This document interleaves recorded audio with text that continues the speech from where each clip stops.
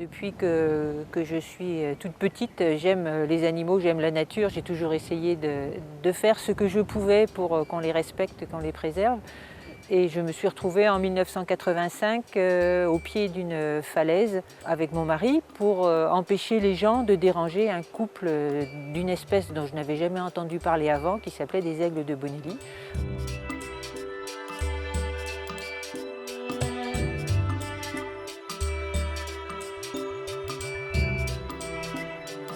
Il a de particulier qu'il est considéré comme l'espèce de rapace la plus menacée en France à l'heure actuelle. J'ai donc, à partir de 1989, travaillé sur la coordination des actions en faveur de l'aigle de Bonelli en Languedoc-Roussillon. Et je me suis plongée dans les cahiers de notes que j'avais emmagasinés pour en sortir un livre.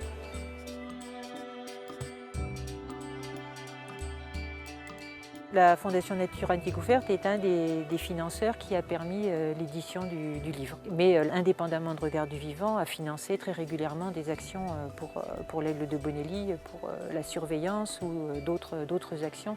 C'était une action de très longue haleine et une aide de très longue haleine qu'a fournie la Fondation Nature et Découverte.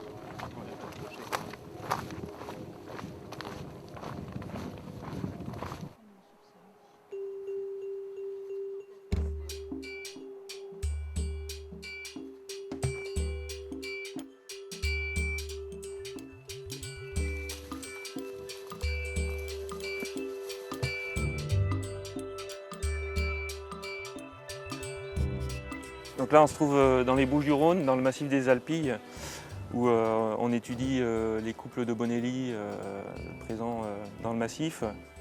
Donc le suivi est réalisé par des bénévoles. Ils nous aident à connaître le déroulement de la reproduction, les dates de ponte, les dates d'éclosion, et puis caler la date du bagage. Dans le cadre du programme Bonelli, on leur pose une bague d'Arvik. Cette bague-là permet de les contrôler à distance.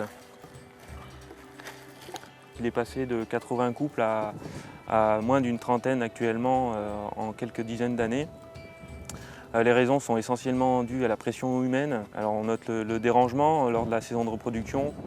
Il y a d'autres raisons qui sont dues principalement à l'électrocution. Et actuellement, on travaille toujours avec EDF pour neutraliser les lignes qui peuvent être dangereuses sur les sites de reproduction ou sur d'autres zones d'ératisme un peu marginales.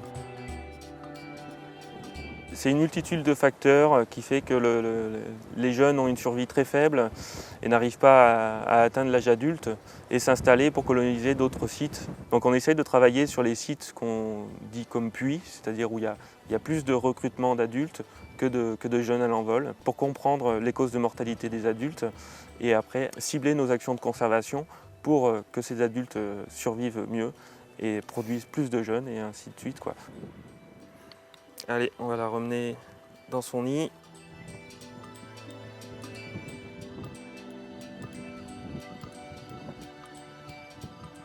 Les gens connaissent plus le panda ou le tigre que l'aigle de Bonelli, ce qui est dommage au niveau de la sensibilisation et de l'éducation à l'environnement.